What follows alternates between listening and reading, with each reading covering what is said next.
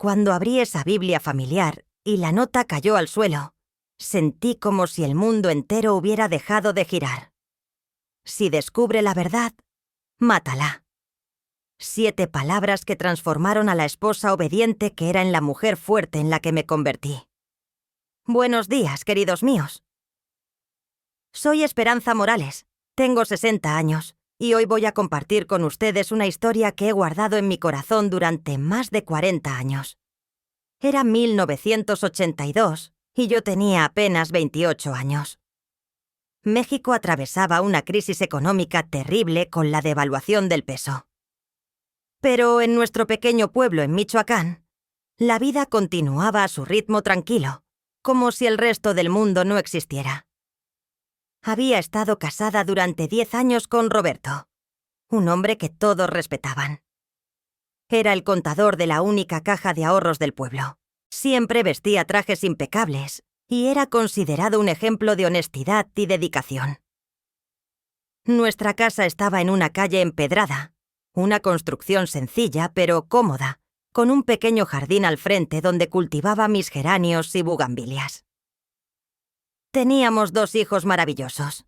Miguel, de 8 años, un niño inteligente que amaba leer, y Carmen, de 6 años, una pequeña artista que llenaba página tras página con sus dibujos coloridos.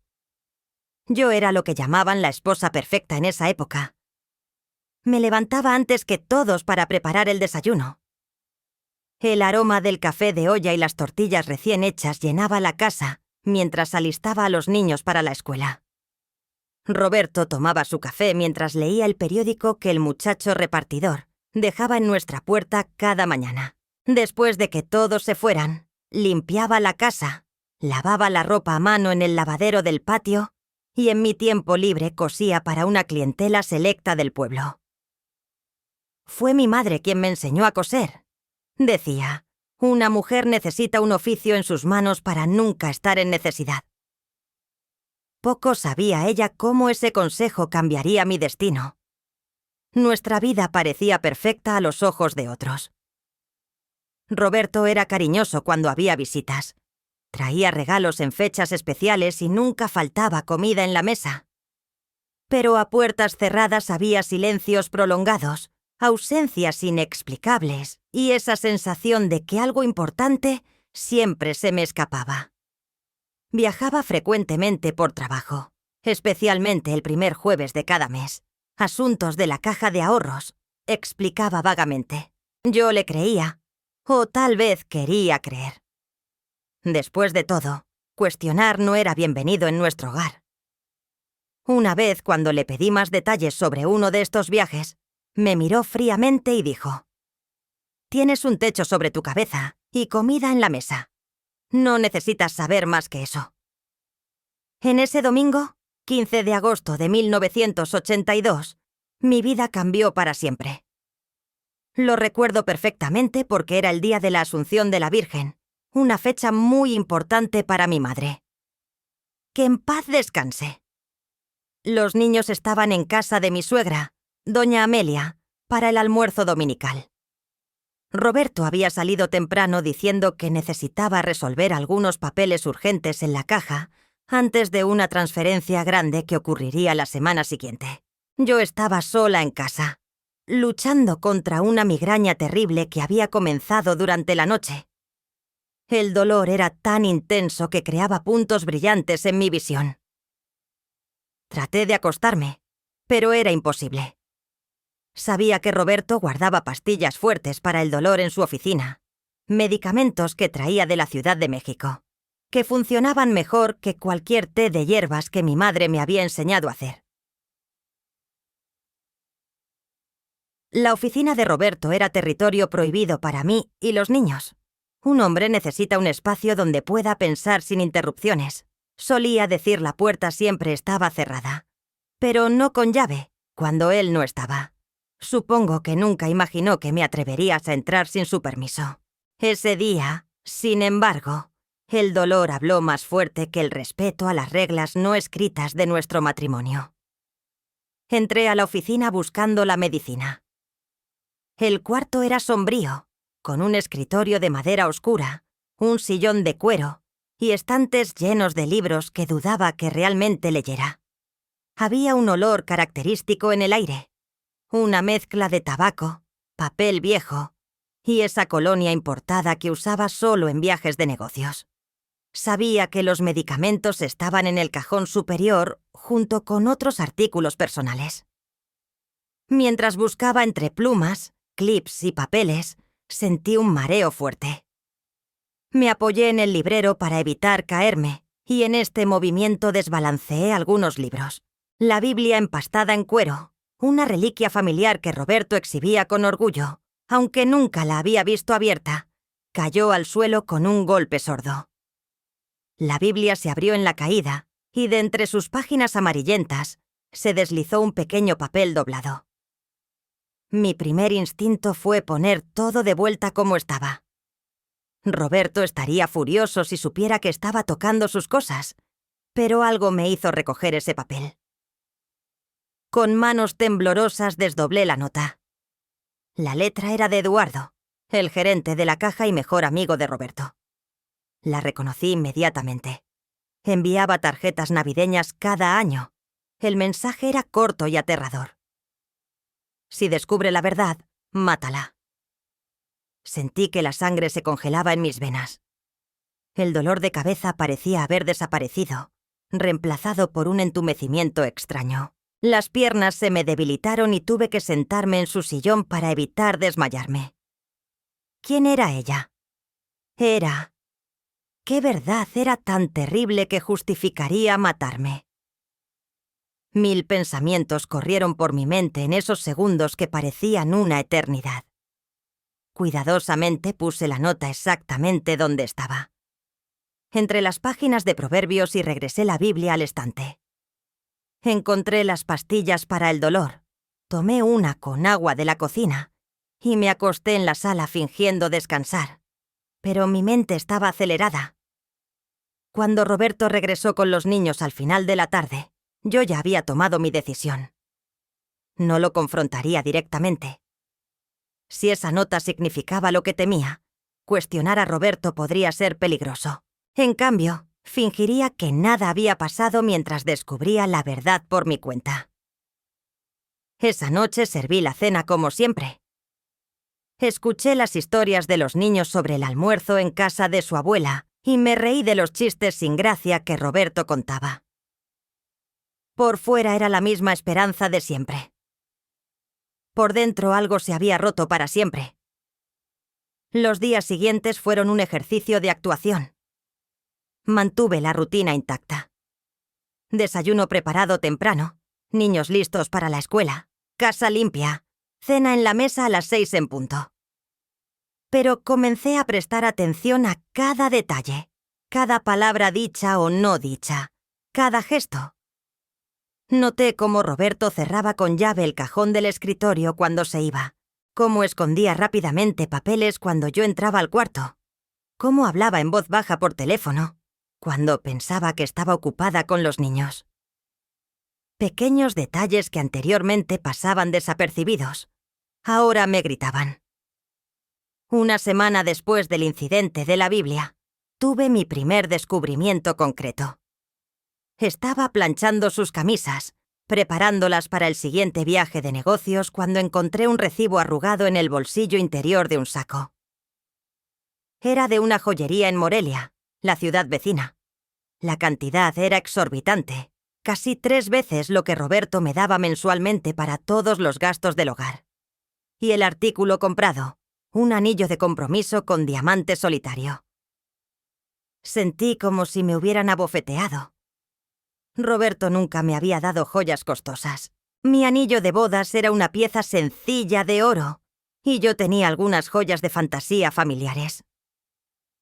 ¿Para quién era ese anillo costoso? En el mismo bolsillo encontré una pequeña tarjeta con una dirección anotada en Morelia. Memoricé esta información y puse todo de vuelta exactamente como estaba. Mi corazón dolía, pero mi determinación solo creció. Comencé a crear excusas para ir a Morelia. Necesitaba telas especiales para mi costura. Quería visitar a una prima enferma. Tenía que comprar un regalo para el cumpleaños de Carmen. Con cada visita trataba de descubrir más sobre la dirección misteriosa. Fue en mi tercera visita que lo logré. Encontré la casa, una construcción hermosa en un barrio elegante, muy diferente de nuestra casa sencilla. Discretamente le pregunté a una señora que estaba regando el jardín de al lado, ¿quién vivía ahí? «Ay, es la casa de la joven maestra Marisol», me respondió la señora alegremente. «Una muchacha tan bonita y educada está esperando un niño». «Pobrecita, su novio viene cada jueves. Dicen que trabaja en otro pueblo y solo puede visitarla ese día. Parece que se van a casar tan pronto como resuelva algunos problemas con su exesposa». Cada palabra era como una puñalada. Primer jueves del mes, exactamente el día de los viajes de negocios de Roberto. La exesposa sería yo. Ya me estaban considerando parte del pasado mientras vivía bajo el mismo techo que él. Regresé a casa ese día con el corazón pesado, pero con una certeza creciente. Mi matrimonio era una farsa y necesitaba descubrir más sobre lo que Roberto estaba planeando. En los días siguientes continué mi investigación silenciosa. Me hice amiga de doña Iris, la nueva secretaria de la caja, una viuda recién llegada al pueblo. A través de conversaciones aparentemente casuales durante nuestros encuentros en el mercado o en la iglesia, recolecté información sobre el trabajo de Roberto. Todos estamos tan ocupados con esta transferencia grande que va a pasar a finales de mes, comentó inocentemente después de la misa dominical. Su esposo y don Eduardo se quedaron hasta tarde revisando documentos. Nunca había visto tanto dinero junto en mi vida, la transferencia grande que Roberto había mencionado. Y curiosamente ya me había avisado que haría un viaje especial precisamente en esa fecha. Un viaje que podría durar más de lo usual. Las piezas comenzaron a encajar, formando un cuadro perturbador. Roberto y Eduardo estaban planeando desviar el dinero de la transferencia. La nota, el anillo, la casa en Morelia, la mujer embarazada, todo era parte de un plan. Robar el dinero de la caja y huir para comenzar una nueva vida con Marisol y el niño que estaba por nacer, abandonándome a mí y a los niños sin un peso, posiblemente sin vida. Y fue entonces que recordé una llave extraña que había encontrado en su kit de afeitar meses antes. En ese momento, cuando le pregunté qué habría, dijo cortantemente que era de un cajón viejo de archivos en la caja y rápidamente la guardó. Ahora esa llave ganó un nuevo significado. Esperé hasta que se fuera al trabajo y los niños a la escuela y comencé a buscar. No estaba en el cajón cerrado del escritorio, ni en los bolsillos de sus trajes, ni en la caja de documentos importantes. Finalmente la encontré escondida dentro de un libro falso en el estante. Irónicamente, un libro sobre ética empresarial. La llave abría una pequeña caja de metal escondida en el fondo del ropero detrás de las maletas de viaje. Adentro encontré más evidencia del plan. Boletos de barco a Chiesa, Argentina, a nombre de Roberto Morales y Marisol Olivares. Documentos de identidad falsos y un paquete de cartas de amor firmadas por Marisol, con referencias a nuestro futuro juntos y el bebé que pronto nos completará. La última carta era la más reciente, fechada apenas 2 semanas antes. Mi amor, solo faltan 2 semanas para estar juntos para siempre. He arreglado todo como acordamos. La cuna del bebé ya está lista en el cuarto.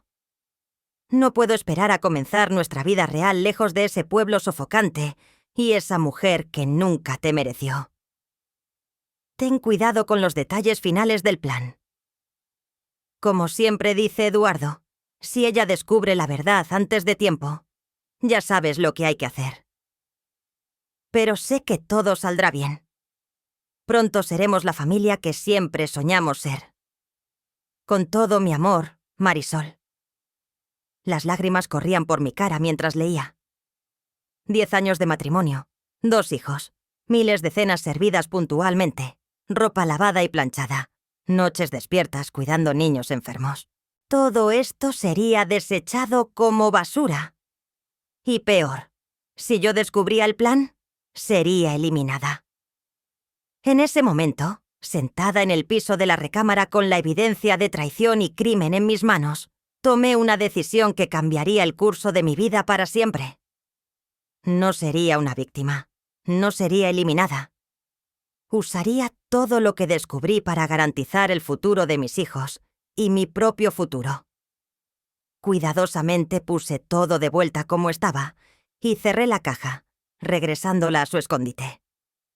La llave regresó al libro falso en el estante. Nada revelaría que había descubierto la verdad. Ahora tenía solo 2 semanas hasta el gran robo. 2 semanas para elaborar mi propio plan. Y mientras preparaba la cena esa noche, sonriéndole a Roberto como si nada hubiera cambiado, ya sabía lo que necesitaba hacer. Mirando hacia atrás hoy, veo cómo esa migraña fue en realidad una bendición disfrazada. Si no hubiera entrado a esa oficina, si la Biblia no hubiera caído de esa manera, si la nota no se hubiera deslizado al suelo, mi historia tendría un final muy diferente. Después de descubrir toda la verdad, pasé la noche despierta. Los niños dormían tranquilos, sin imaginar que nuestro mundo estaba a punto de colapsar. Roberto roncaba a mi lado, su sueño pesado de alguien que no carga culpa alguna. Y yo, acostada con los ojos abiertos, vi la luz de la luna entrar por la ventana mientras planeaba cada paso de los días siguientes. Tenía exactamente 2 semanas hasta la fecha de la gran transferencia bancaria que pretendían robar. 2 semanas para actuar antes de que Roberto ejecutara su plan de escape con Marisol. 2 semanas para salvar mi vida y la de mis hijos. Temprano a la mañana siguiente comencé a ejecutar mi plan. Primero, necesitaba mi propio dinero. No podía depender de los ahorros domésticos que Roberto controlaba rígidamente. Por suerte, había estado guardando en secreto el dinero de mi costura. No era mucho, pero sería suficiente para los primeros pasos. Las mujeres de mi tiempo no tenían cuentas de banco. Comenté a mi clienta más pudiente, doña Eulalia, viuda de un ganadero, mientras le ajustaba el vestido para la boda de su sobrina. Roberto dice que no necesitamos eso, que él se encarga de todo. ¡Qué tontería, Esperanza!, exclamó. Toda mujer necesita su propio dinero. Te llevo mañana al gerente del banco en Morelia. Eduardo y tu esposo nunca se enterarán. Así fue como abrí mi primera cuenta bancaria en otro banco o en otra ciudad. Deposité todo el dinero que había ahorrado durante los últimos 5 años. Parecía poco para reiniciar una vida, pero era un comienzo. El segundo paso era recolectar evidencia. Necesitaba pruebas sólidas del esquema criminal, no solo las cartas de amor y los boletos. Si algo salía mal y Roberto notaba mis intenciones, yo sería la víctima perfecta, la esposa celosa inventando historias por venganza. En las mañanas, cuando Roberto salía más temprano al trabajo, me escurría a su oficina. Cuidadosa de dejar todo exactamente como lo encontraba, fotografié documentos con una pequeña cámara Kodak que había comprado en Morelia. Era una instamática sencilla que cabía en la palma de mi mano, fácil de esconder entre mis telas e hilos de coser. Cada nuevo documento revelaba más detalles del esquema. Roberto y Eduardo habían estado desviando pequeñas cantidades durante al menos 3 años usando cuentas fantasma de clientes ancianos o fallecidos. La gran transferencia sería el robo final, desviando un envío de 500.000 pesos que llegaría para la expansión de la fábrica Textil Pueblo. Pero fotografiar no era suficiente. Necesitaba copias de los documentos originales. Fue entonces que recordé a don Moisés, dueño de la única papelería del pueblo. Sus 2 hijos estudiaban con Miguel y su esposa era mi clienta. Inventé una historia sobre querer hacer un álbum sorpresa para el cumpleaños de Roberto, con copias de documentos importantes de nuestra vida juntos. Señora Morales, usted sabe que no puedo dejar que nadie use la máquina copiadora sin autorización, dijo rascándose la cabeza. Entiendo perfectamente, don Moisés, respondí con mi mejor sonrisa. Es solo que quería hacer una sorpresa. Tengo las actas de nacimiento de los niños, nuestra acta de matrimonio, y quería copiarlas antes de que Roberto regresara del trabajo.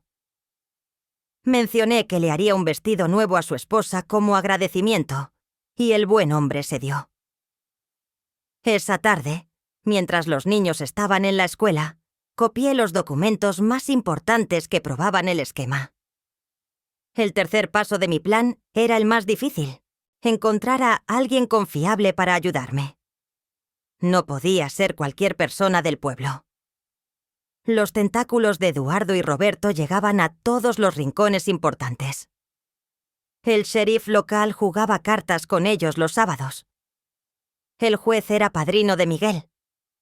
El padre escuchaba las confesiones de Eduardo semanalmente. Fue entonces que recordé al inspector Mendoza, un hombre de la capital que venía periódicamente a inspeccionar la caja. Roberto siempre se quejaba de él, llamándolo el incorruptible santurrón. Era exactamente el tipo de persona que necesitaba. Descubrí que estaría en la región la semana siguiente para una inspección de rutina. A través de doña Iris, la secretaria de la caja, supe que se quedaría en el pequeño hotel del pueblo por 3 días. Preparé cuidadosamente un sobre con copias de los documentos más importantes, fotos y una carta explicando toda la situación. Pero, ¿cómo entregarlo sin levantar sospechas? El hotel estaba frente a la plaza central donde todos me verían si entraba ahí. La solución vino a través de Carmen.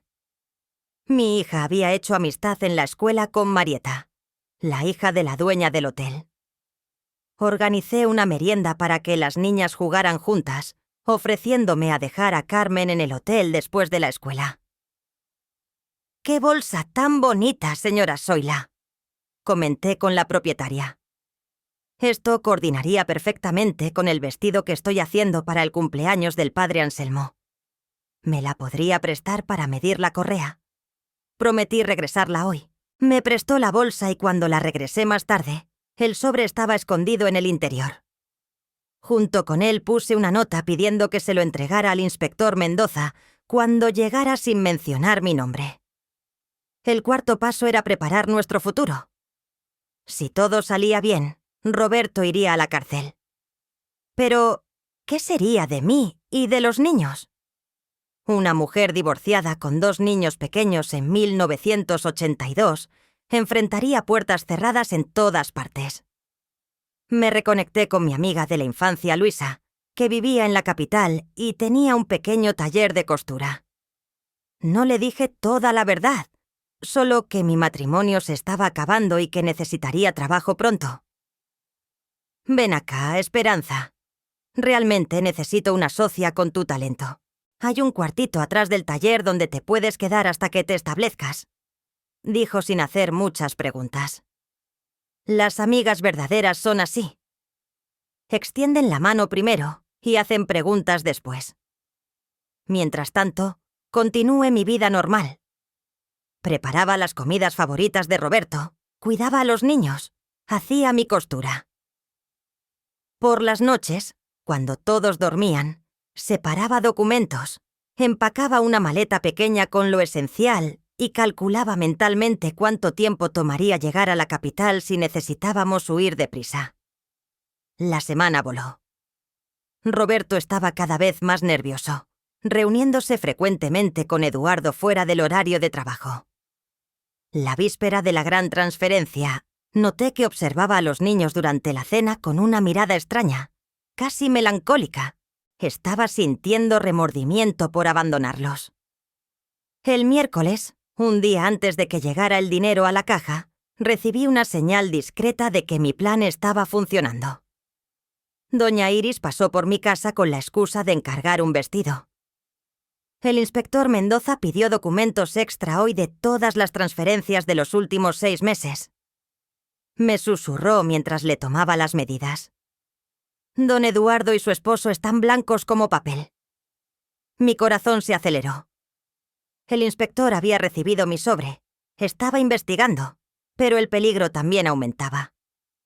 Si Roberto sospechaba, podría actuar antes de lo planeado. Esa noche, durante la cena, noté que Roberto me observaba intensamente mientras servía el pozole. Su mirada alternaba entre mí y los niños, como si nos viera por última vez. Un escalofrío recorrió mi espalda. Esperanza dijo de repente: «Creo que tendremos que cancelar ese paseo dominical con los niños. Tengo que resolver unos asuntos urgentes». El paseo estaba programado para el día después de la transferencia. Sería cuando planeaba desaparecer. «Por supuesto, querido», respondí naturalmente, sirviendo más pozole. «Los niños entenderán, ¿verdad, Miguel?» Mi hijo asintió desilusionado. Carmen jugaba con su comida ajena a la tensión que flotaba sobre la mesa. Después de acostar a los niños, encontré a Roberto en la oficina encorvado sobre papeles. La puerta estaba entreabierta, inusual para él. Era una trampa. «Roberto», lo llamé suavemente. «Necesito dinero para comprarte la mañana. Doña Eulalia quiere un vestido nuevo para la boda de su sobrino». Levantó los ojos y por un instante vi algo que nunca había notado antes. «Miedo». «Por supuesto», dijo, sacando algunos billetes de su cartera. «Más de lo que había pedido, mucho más. Cómprate algo bonito para ti también». Le agradecí y me retiré, el corazón latiendo fuertemente. Nunca había sido generoso sin razón. Era un regalo de despedida o culpa. Regresé a la recámara y me senté en el tocador, cepillando mi largo cabello negro, aún sin una cana. A los 28 años. En el espejo vi a una mujer que ya no reconocía los mismos rasgos, pero los ojos cargaban nuevo conocimiento. Una determinación férrea. Esa noche, mientras Roberto finalmente dormía, me levanté silenciosamente y fui al cuarto de los niños. Acomodé las cobijas de Miguel. Aparté el cabello de la cara de Carmen. Lágrimas silenciosas corrían por mi rostro. Me prometí que sin importar lo que pasara al día siguiente, ellos tendrían una vida de verdad, no basada en mentiras. De vuelta en la cama, no pude dormir. El reloj marcaba las horas lentamente, cada tic-tac, recordándome que el tiempo se agotaba para Roberto, para su plan y para la vida que conocía. Amaneció. El día de la gran transferencia llegó con un cielo azul sin nubes. Vestí a los niños para la escuela. Preparé el desayuno como siempre. Roberto parecía distraído, revisando constantemente su reloj. «Trabajaré hasta tarde hoy», anunció evitando mi mirada. «No me esperen para cenar. ¿Algún problema en la caja?». Pregunté inocentemente sirviendo más café. Dudó por un segundo. «No, solo burocracia. Ya sabes cómo es». Antes de irse, hizo algo que rara vez hacía. Me besó la mejilla y abrazó largamente a los niños. Miguel notó la extrañeza, pero no dijo nada. Mi hijo siempre fue sensible a los cambios de humor. Después de que Roberto se fuera, me preparé para cualquier escenario. Separé documentos importantes. Actas, cartillas de vacunación de los niños, algunas fotos familiares. Escondí dinero en diferentes lugares de la casa en caso de que necesitara irme deprisa. Empaqué 2 bultos pequeños con ropa esencial escondidos bajo la cama. El día se arrastraba. Dejé a los niños en la escuela, hice compras en el mercado, cosí un vestido para la esposa del farmacéutico. Actividades normales de una ama de casa común, mientras por dentro era un volcán a punto de erupcionar. En la tarde, doña Iris pasó rápidamente por mi casa con el pretexto de probarse el vestido que le estaba haciendo. «Hay policías de la capital en la caja», me susurró mientras le ajustaba el dobladillo. «Llegaron con el dinero para la transferencia. El inspector Mendoza está con ellos. Don Eduardo está encerrado en el cuarto con 3 hombres de traje». Su esposo trató de irse, pero le pidieron que se quedara. Le agradecí la información con un asentimiento, fingiendo concentrarme en mi trabajo. Cuando se fue, me senté en la silla de la máquina de coser temblando. Estaba pasando. Mi plan estaba funcionando. Pero, ¿qué vendría después? Recogí a los niños de la escuela y los llevé a casa de mi cuñada Lucinda, hermana de Roberto, con la excusa de necesitar terminar un vestido urgente sin interrupciones. Si algo salía mal, al menos estarían seguros. Regresé a casa y esperé. El sol comenzaba a ponerse tiñendo el cielo de naranja y rojo. Las horas pasaron sin noticias. La cena que preparé se enfriaba en la estufa. La casa, usualmente ruidosa con los juegos de los niños, estaba sumergida en un silencio opresivo. A las 8 no escuché sirenas. Mi corazón casi se detuvo. Corrí a la ventana y vi 3 patrullas pasando rápidamente por la calle hacia el centro del pueblo donde estaba la caja. Media hora después, golpes fuertes en la puerta me sobresaltaron. Abrí con manos temblorosas, esperando encontrar policías. Era Lucinda, mi cuñada, pálida y sin aliento. Esperanza, ya te enteraste. Roberto y Eduardo fueron arrestados. Están diciendo que trataron de robar el dinero de la transferencia para la fábrica textil. Un escándalo. Todo el pueblo está en la plaza. Fingí sorpresa y shock, agarrándome del marco de la puerta como si necesitara apoyo. No puede ser. Debe haber algún error. No hay error, respondió entrando y cerrando la puerta detrás de ella. El inspector Mendoza recibió una denuncia anónima con evidencia, documentos, fotos, todo. Habían estado desviando dinero durante años y había más, dudó mirándome con una mezcla de pena y vergüenza. Pero, ¿qué Lucinda? Pregunté, aunque ya sabía la respuesta. Encontraron boletos a Argentina a nombre de Roberto y una mujer llamada Marisol. Dicen que está embarazada en Morelia. Me dejé caer en la silla cubriéndome la cara con las manos. No necesitaba fingir shock o dolor. Eran reales, aunque ya conocía toda la historia. Una cosa era descubrir la traición en secreto. Otra era verla expuesta a todo el pueblo. «Los niños», murmuré, «están durmiendo bien en tu casa». «Sí», respondió Lucinda sentándose a mi lado y tomando mi mano. «Pueden quedarse el tiempo que sea necesario. Ahora necesitamos pensar en qué vas a ti a hacer». ¿Qué iba a hacer?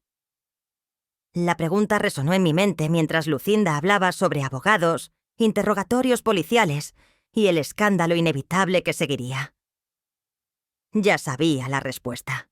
Por supuesto, había planeado cada detalle en las últimas 2 semanas, pero en ese momento, con la realidad finalmente estrellándose sobre mi cabeza, sentí una mezcla extraña de alivio y pavor.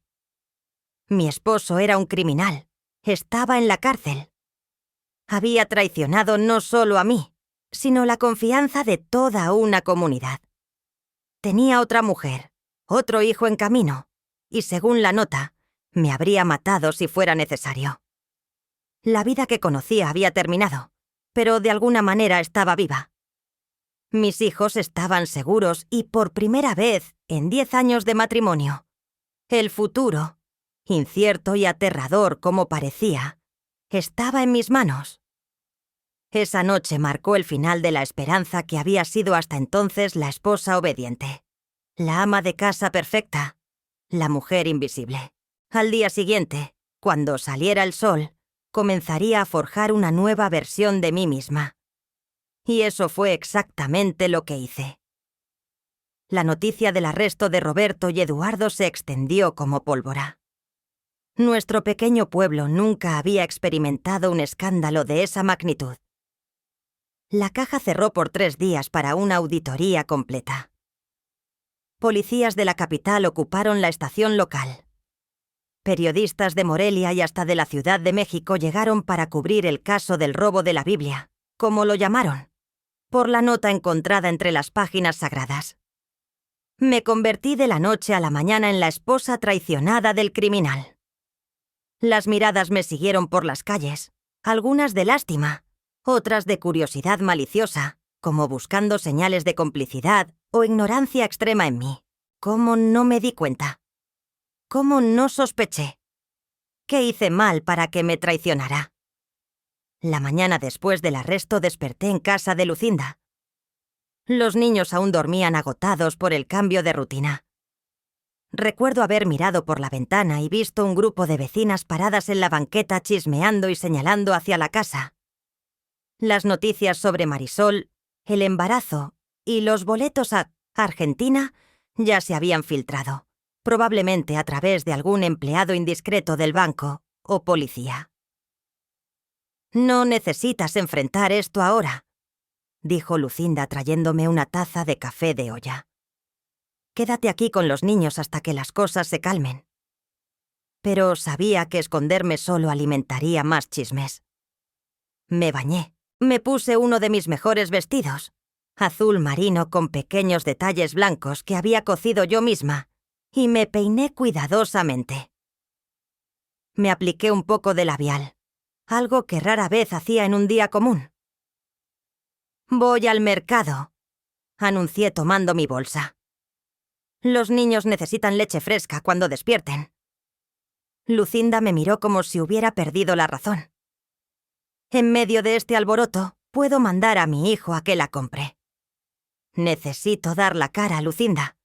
Si me escondo, dirán que tengo vergüenza, que sabía todo, o peor». No entendió inmediatamente. Pero años después me confesó que ese fue el momento en que se dio cuenta de que yo era mucho más fuerte de lo que todos imaginaban. Caminar al mercado esa mañana fue como cruzar un campo minado. Con cada paso sentía las miradas, escuchaba los susurros que cesaban cuando me acercaba. En la carnicería el silencio cayó cuando entré. Señoras con las que había intercambiado recetas durante años, de repente no sabían qué decir. Fue doña Zulmira, la dueña del hotel, quien rompió el hielo. «Señora Morales, qué bueno verla. Justo comentaba qué valiente está siendo con todo esto. ¿Necesita alguna ayuda con los niños?». Le agradecí con una sonrisa educada. Compré lo que necesitaba y salí con la cabeza en alto. Por dentro temblaba como hoja en el viento, pero nunca les dejaría ver eso. Esa pequeña victoria enfrentando el mercado me dio fuerzas para lo que vendría después. En la comandancia me informaron que necesitaba ir a la capital para dar una declaración. Las autoridades querían confirmar que no estaba involucrada en el esquema. El pensamiento de enfrentar a Roberto en un ambiente oficial me aterrorizaba, pero no tenía opción. «Los niños estarán bien con Lucinda», me aseguró el comandante Valente. Un hombre de mediana edad con ojos cansados. «Regresará el mismo día». 3 días después del arresto, abordé el autobús de las 5 de la mañana hacia la capital. Llevaba un conjunto gris sobrio que había pasado la noche anterior ajustando para que se viera impecable. Cargaba en mi bolsa las fotos de los niños, un pañuelo bordado que mi madre me había dado y el poco dinero que había logrado reunir. No sabía qué esperar. En la delegación central me llevaron a un cuarto donde me esperaban 3 hombres. El inspector Mendoza, a quien conocía solo de vista, un ministerio público y un secretario. Me ofrecieron café que acepté más para tener algo que ocupar a mis manos temblorosas que por sed. «Señora Morales», comenzó el inspector Mendoza, «queremos dejar claro que usted no está acusada de nada. Solo tratamos de entender todo el esquema. Su esposo y don Eduardo mantuvieron un sistema sofisticado de desvío de dinero durante al menos 3 años. Asentí sintiendo un nudo en la garganta. «¿Estaba usted al tanto de estas actividades?», preguntó el Ministerio Público, observándome por encima de sus lentes. «No, señor», respondí firmemente. «Descubrí todo hace 2 semanas por casualidad. Les conté sobre la nota en la Biblia, las investigaciones que hice, los descubrimientos sobre Marisol. Omití solo que había sido yo quien envió anónimamente la evidencia al inspector Mendoza. Algo me dijo que mantuviera ese detalle en secreto. La declaración duró casi 4 horas. Me respondieron preguntas sobre el proceso legal. Me explicaron que probablemente perderíamos la casa, que estaba financiada por la Caja y que Roberto enfrentaría varios años de prisión. ¿Y qué pasa con ella?, pregunté, incapaz de pronunciar el nombre de Marisol. El inspector intercambió miradas con el Ministerio Público antes de responder. La señorita Olivares niega participación en el esquema criminal. Afirma que creía que su relación con el señor Morales era legítima, que se estaba divorciando. Está de 7 meses de embarazo y no será procesada a menos que surja evidencia de su participación. Sentí una opresión en el corazón, no de celos, sino de una extraña solidaridad. Tal vez ella también había sido engañada a su manera. Antes de irme, el inspector Mendoza me llamó en privado. «Señora Morales, recibimos una denuncia anónima hace 2 semanas. Documentos, fotos, evidencia concreta del esquema. Fue usted, ¿verdad?». Sostuve su mirada sin confirmar ni negar. «Quien quiera que haya sido», continuó.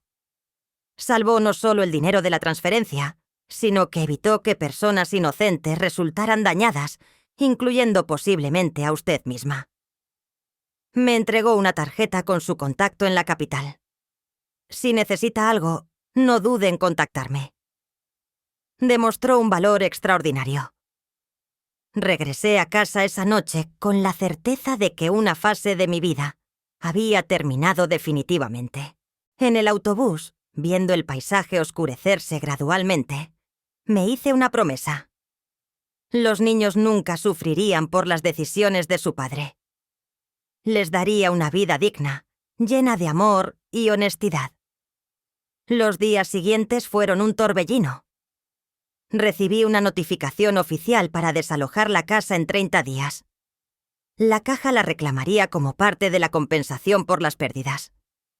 Tuve que explicar a los niños de la manera más delicada posible que su padre había hecho algo malo y estaría ahí ausente por mucho tiempo. «¿Ya no nos quiere?», preguntó Carmen con sus ojitos grandes llenos de lágrimas. «Lo que pasó no tiene nada que ver con el amor hacia ustedes», respondí abrazándola. «A veces los adultos cometen errores graves y necesitan enfrentar las consecuencias. Pero mamá está aquí, y siempre estará». Miguel, mayor y más sensible, preguntó si podía visitar a su padre. Le prometí que cuando fuera posible y seguro, lo llevaría. Esa promesa me costó más de lo que él jamás sabrá. Mientras tanto, el pueblo hervía con el escándalo. Algunos amigos se alejaron temiendo la asociación con la familia del ladrón. Otros se acercaron ofreciendo ayuda práctica, ropa para los niños, invitaciones a palmorzar, pequeños trabajos de costura. Descubrí quiénes eran mis verdaderos amigos en esos días oscuros. Luisa, mi amiga de la capital, confirmó que podíamos quedarnos en el cuartito detrás de su taller. Comencé a planear nuestra mudanza vendiendo los pocos muebles que me pertenecían, empacando recuerdos, decidiendo qué llevar a nuestra nueva vida. Una semana después del arresto, recibí una carta inesperada. Era de Marisol, con letra delicada en papel perfumado. Me pedía perdón por el sufrimiento causado, jurando que no sabía del plan criminal, ni que yo y los niños seríamos abandonados sin recursos. Me dijo que su matrimonio había terminado hace años, que solo permanecían juntos por las apariencias. Escribía. Creí porque quería creer. Ahora cargo un niño que nacerá con su padre en prisión y un futuro incierto por delante. No pido su amistad, solo que sepa que yo también fui engañada. Doblé la carta cuidadosamente y la guardé. No respondí. No había nada que decir. Pero esas palabras plantaron una semilla que solo florecería años después. El día de la mudanza vestí a los niños con su mejor ropa. Puse nuestras pocas maletas en el taxi y eché un último vistazo a la casa donde había vivido 10 años. No sentí tristeza, solo un vago alivio. Esas paredes guardaban más mentiras que verdades. En la estación de autobuses encontramos caras familiares que vinieron a despedirnos. Lucinda abrazó largamente a sus sobrinos, prometiendo visitarlos en vacaciones. Doña Eulalia me entregó discretamente un sobre, un pequeño préstamo.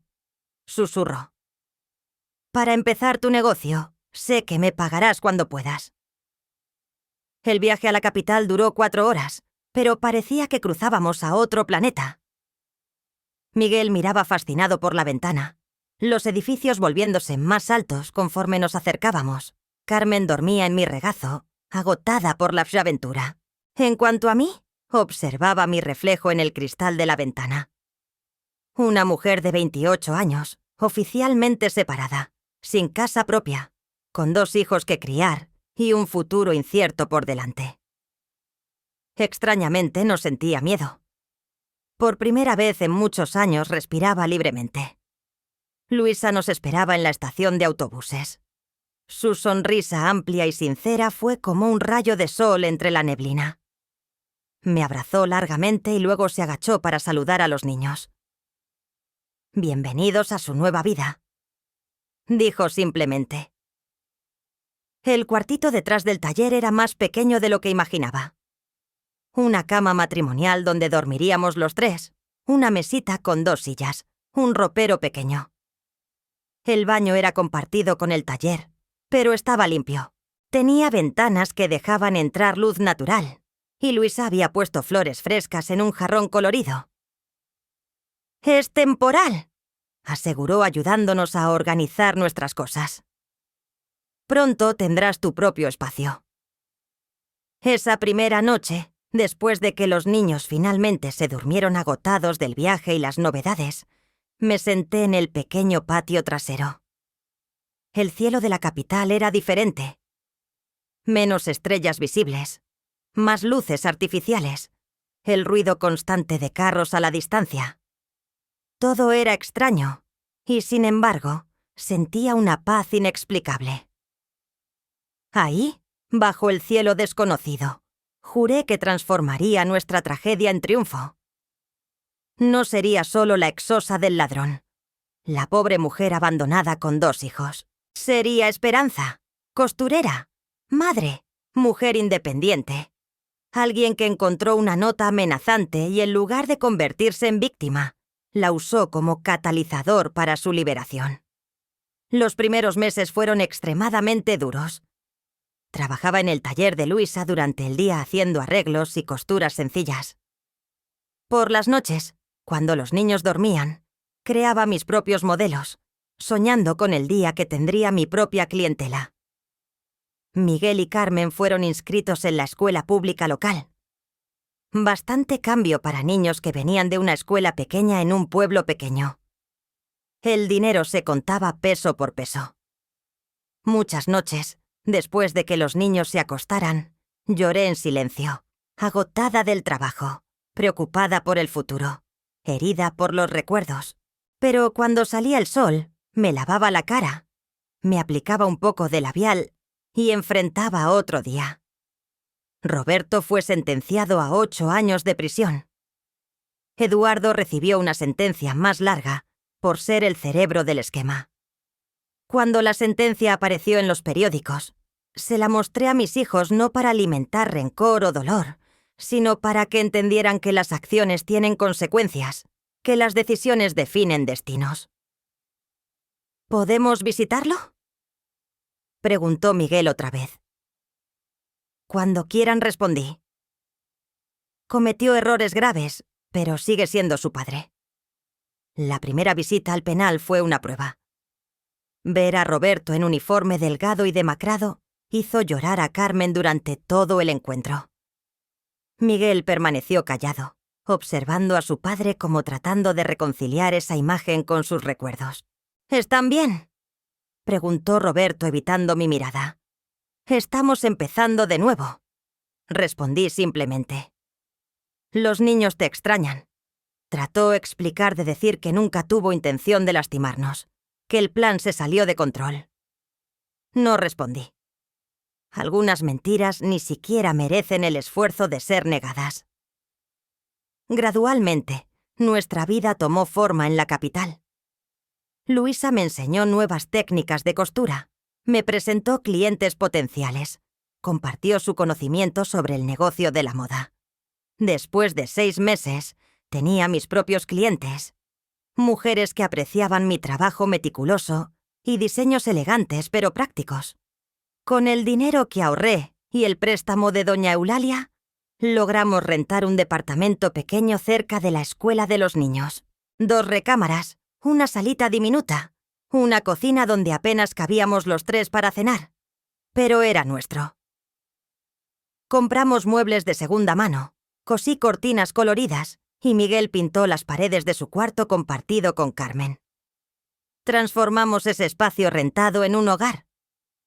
Por las noches, cuando finalmente tenía un momento solo para mí, pensaba en la mujer que era y la mujer en la que me estaba convirtiendo.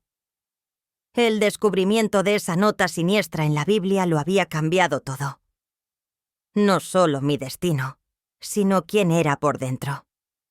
La esposa sumisa e insegura se había quedado atrás junto con la casa en Michoacán y las mentiras que la sostenían.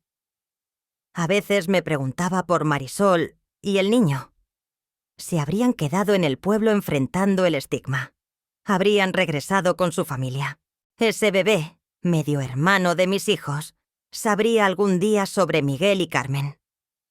La vida continuó su curso con pequeñas victorias diarias. Carmen aprendió a leer y devoraba todos los libros que podíamos pedir prestados de la biblioteca. Miguel sobresalía en matemáticas soñando con ser ingeniero. Yo expandí mi clientela. Mi reputación como costurera creció y algunos vestidos de fiesta que creé fueron elogiados en columnas sociales de periódicos pequeños. Era 1984. Tenía 30 años y por primera vez desde que podía recordar, me sentía en control de mi propio destino. No era rica, no era fácil, pero era auténtico, era mío. Y fue entonces que el destino decidió traer otro giro a nuestra historia. Era un miércoles de octubre de 1984, cuando el pasado tocó a mi puerta. Literalmente acababa de cumplir 30 años y finalmente comenzaba a cosechar los frutos de mi trabajo duro. Mi pequeño atelier instalado en la sala de nuestro departamento ganó reconocimiento entre las señoras de clase media de la capital. No era lujoso como los grandes salones de moda, pero tenía clientas leales que apreciaban mi trabajo meticuloso y precios justos. Esa tarde lluviosa estaba terminando un vestido de graduación para la hija de una clienta importante cuando alguien tocó la puerta.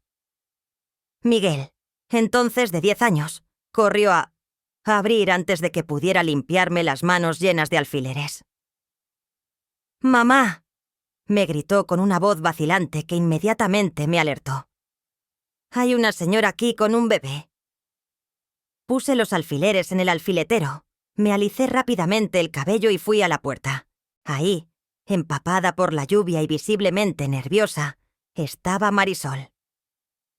En sus brazos, un bebé de aproximadamente 1 año, dormía tranquilamente, ajeno al drama silencioso que se desarrollaba.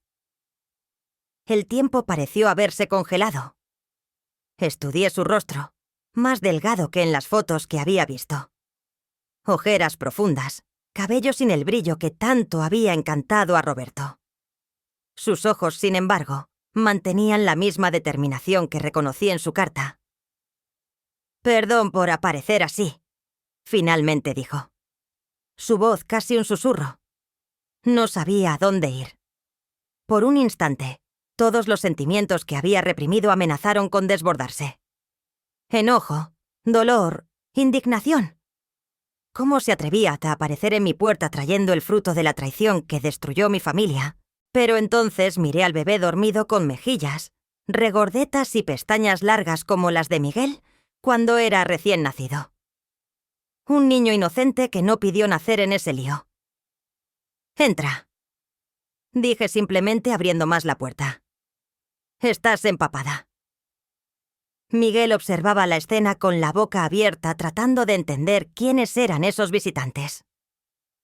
Carmen, que jugaba en la recámara, apareció curiosa al escuchar voces desconocidas. Niños, esta es una conocida que necesita ayuda, expliqué evitando etiquetas o explicaciones complejas en ese momento. Miguel trae una toalla limpia del armario. Carmen, pon a Juan a calentar. Vamos a ir a hacer té. Mientras los niños cumplían sus tareas, indiqué el sofá a Marisol. Se sentó en la orilla como temiendo ocupar demasiado espacio, aún sosteniendo firmemente al bebé contra su pecho. ¿Es niño?, pregunté.